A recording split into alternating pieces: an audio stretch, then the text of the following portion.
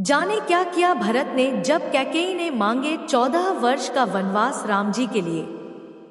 जब कैकेयी ने राजा दशरथ से अपने वचन के अनुसार राम को 14 वर्षों का वनवास दिला दिया और अपने पुत्र भरत के लिए अयोध्या का राज्य मांगा, तो भरत इस घटना से अत्यंत क्रोधित और दुखी हुए।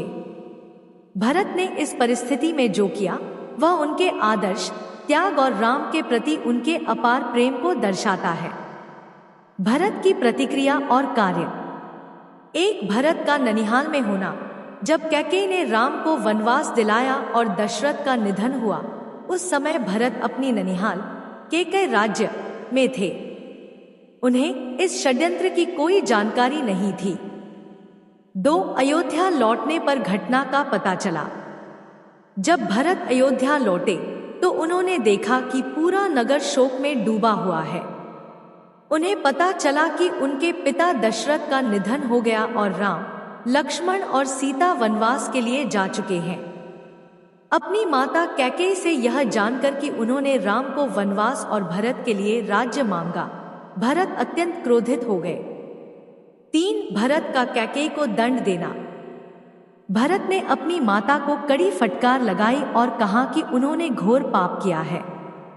उन्होंने कैकेयी से कहा कि वे न तो इस राज्य को स्वीकार करेंगे और न ही अपनी माता के इस कृत्य को क्षमा करेंगे।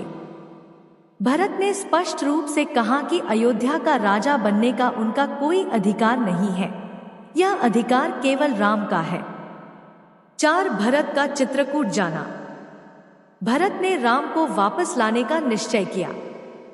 वे अपने भाइयों लक्ष्मण और शत्रुघ्न, गुरु वशिष्ठ, मंत्री सुमंत्र और अयोध्या की प्रजा के साथ चित्रकूट गए, जहां राम, सीता और लक्ष्मण वनवास काट रहे थे। 5, राम से राज्य ग्रहण करने का आग्रह। भरत ने राम से अयोध्या लौटकर राजा बनने का आग्रह किया। उन्होंने कहा, यह राज्य आपका है, मुझे राज्य भोग नहीं चाहिए। राम ने उत्तर दिया कि वे अपने पिता दशरथ के वचन का पालन कर रहे हैं और वनवास समाप्त होने के बाद ही लौटेंगे। 6, राम के खड़ाओं को राजगद्दी पर रखना।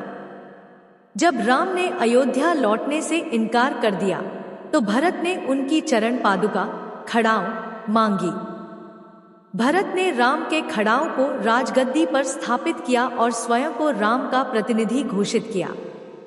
उन्होंने नंदीग्राम में कुटिया बनाकर तपस्वी जीवन जीने का निश्चय किया और राम के लौटने तक राज्य संचालन किया।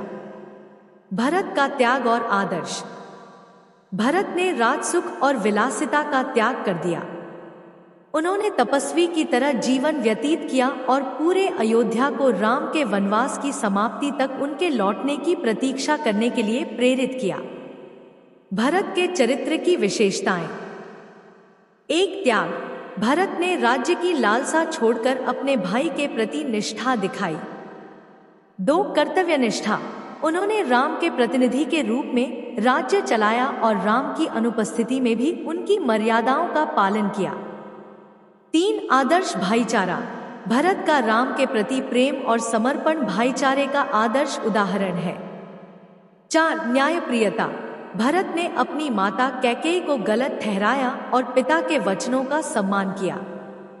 भरत का आचरण यह सिखाता है कि सच्चे प्रेम और कर्तव्य में स्वार्थ का कोई स्थान नहीं होता। परिवार के प्रति त्याग और निष्ठा से बड़ी कोई चीज नहीं है।